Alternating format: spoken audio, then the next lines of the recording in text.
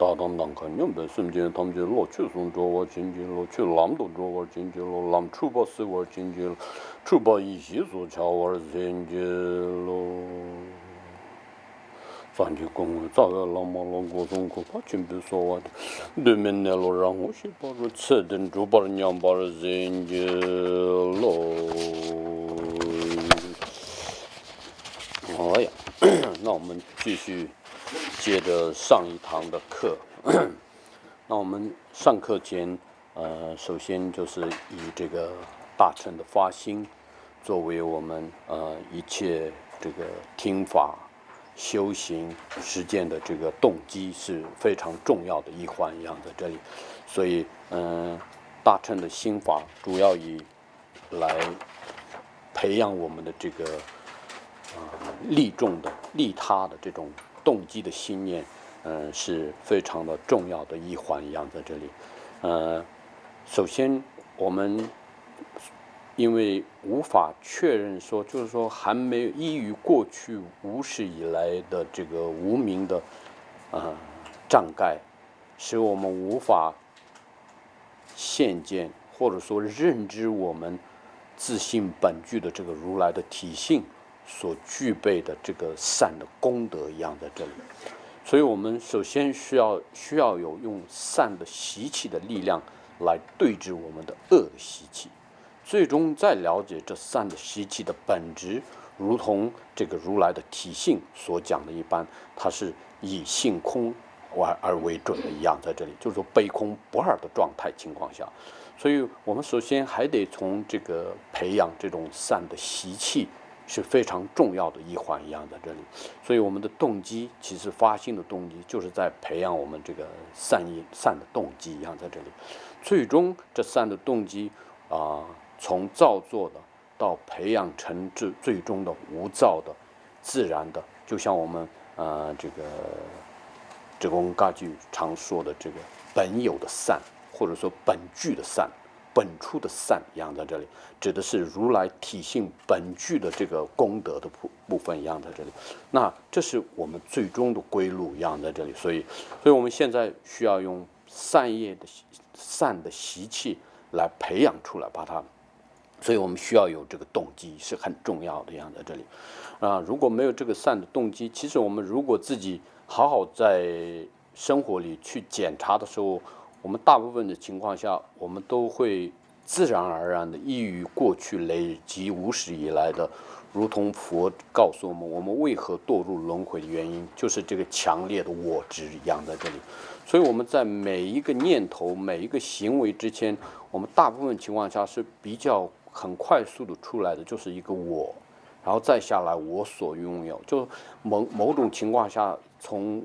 自私的力量是比较重一点样在这里。所以但是我们现在学习了佛法，那我们要知道这是不对的样在这里，所以我们还可以去把它转化改变的时候，那我们就要开始把我们所学到的学以致用一样在这里，那开始用这个刚刚讲的样，从纯善的动机来对治它一样在这里。一旦我们这个心念一出来的时候，我们把它转化成为一种利他的心态一样在这里。虽然我们不可能马上做到说一切都是以他人为主，起码我们开始有了一个同理的心，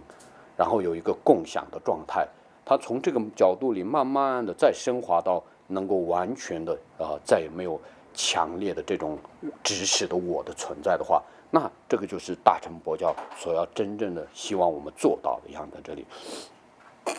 所以我们在接受这个佛法的时候，首先的这个纯善的动机都放在最前面一段一样在这里。那我想我们以前也一直在提醒这个动机其实不仅仅是在佛法的上面，我们常讲在生活里面，其实我们如果自己也可以检视我们自己的行为跟思想。如果我们真的动机是在一种刚刚讲的，虽没有到达这种纯净到是利他，但起码有一个同理的心，有一个大家就是说一种利益来讲是共享的状态，这种心态的时候它的结果都会是好的一样在这里，双方之间都会有一点帮助到的样。但如果你好好再思维一下，如果你没有这种同理的心，或者说共享的心，总以自私为主的时候，可能你暂时的情况下，你获得了一些些许的利益，可是，在再下去的过程里面，你其实承受到的是反制过来的一种痛苦、烦恼一样在这里。所以，我们从一些基本的生活里面，我们其实也可以明白的出来这一点东西。那我们已经明白从生活里其实也去思考明白。那我们现在已经接触了佛法，能够给予了我们这么多这么好的方法方便，让我们去改变这种思维跟行为的时候，那我觉得我们就应该实际的操作起来，这是最重要的一环一样在这里。所以佛法再不再是我们常讲的，它是一个哲学性的东西，它是像宗教一样要实用的、实际的下来。所以佛法真正的来讲，它是一个真正的实用于我们的生活当中一样在这里，而不是把它像哲学一样拿来讨论而已。在生活或者说任何的行止上又没有帮助到我们了，那没有意义了。所以佛法是佛陀讲的呀，它是实用性的，所以我们必须把它实践出来在生活里面。所以这样的情况下，你才会慢慢的摸索和体会出它真正的意义一样在这里，也能明白佛为什么说他所说的语是真实的语谛，是因为这本来就是我们本来就具足的，所以它才就真实的语谛。我常跟你们讲，佛为什么说他未曾说一句法，他并不意思说他没有用他的造作出来的法，他所讲的是一个最自然的本来就具有的一个准则一样的法则，这是自然具有每一个我们。所以佛说每一众生具备如来的体性，这个真实的语谛是我们每个众生都具备的样在这里，只是我们被遮住的时候我们看不见。当佛陀讲出来说，我们认为这是佛说的，我们把它分离。可是真实的状态里来讲，其实我们自己已经在体会这个东西。所以佛一定要我们说，你要体会它，你才能够真正的明白你的体性如来佛所说的状态。他为什么说众生皆可成佛的原因是在这里。所以他说这才是真实的语谛啊。并不是说法本句子才是真实语谛一样在这里。所以我们他这些都只是一个方法，让我们引领我们指导我们进入到我们内在本具的这个真实的状态一样在这里。所以这是佛法真实的怎么讲一个意义。那我们学习佛法也应该用从这个角度里去学习的话呢，那我们就不会偏了一样在这里，真正的永远会回到这里。每一个寄诵也好，很多的里面所讲的，我们就会回到正道当中一样的正确的道路当中，所以我们不会被偏离出去，这是很重要的一点。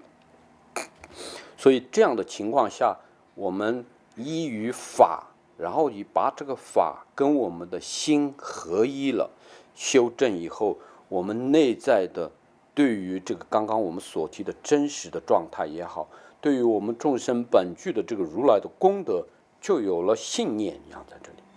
那这个信心，那就是真实的信仰一样在这里，再不会改变的样在这里。那我们如果心与法没有合一，那这个信仰其实是一种，我们可以这样讲好了，它是一种变化的状态。所以我们看到我们的信仰，有时候我们自己静下来的时候，有时候不小心我们可以看到，如果我们心法没有合一的时候，我们的信仰其实并不是那么的稳定的。所以当我们遇到任何的逆境或者是什么障碍这些的时候，我们可能不小心就会看到我们自己不坚定的一面。所以如果我们为什么说我们也要为什么累积福慧的资粮？说如果累积福慧资粮够的人，当我们到达这种不坚定的时候，刚好他的善缘的力量促使他又回到正确的道路上，让他稳定这个信念一样在这里。所以这是很重要的。所以回过头来，我们在平常的下的福慧的资粮的累积和实际的自己应该把法跟你的心合一的修正，这才能够真正的从内在里建立起一个真实的信仰。这是非常重要的一环一样在这里。不然我们在学习过程当中，我们就像我们以前也讲过，学法的过程当中，对于指导的善知识也好，上师也好，我们变成其实是有时候不小心就是纯偶像性的，或者说崇拜的方式来在进行。可是他真实的意图里，他并没有他需要的是以偶像或崇拜的形式需要医治他。所以我们常讲的一样，我们以前在西藏的话，我们看到我们的老师或者善知识一再的提醒我们他们为什么在进来前对自己的法座也要拜个3拜，然后再开始讲法。他并不是说他之坐于这么高的位置是说凸显他自己高于你们，并不是，而是他对于这个法座、对于法的恭敬一样在这里。然后我们再互相在分享这个刚刚所提的对治烦恼的这个真实的法，所以这个才是真正的互相间学习的东西。所以一旦以法为准则去修正的时候，那你才能够真正的明白真正的信仰或者信心一样在这里。所以你对善知识的这种求证的信念也会完全的走向是一个正确的思维，你不会被外境所带走，因为你一切都是以法与心合一的状态一样。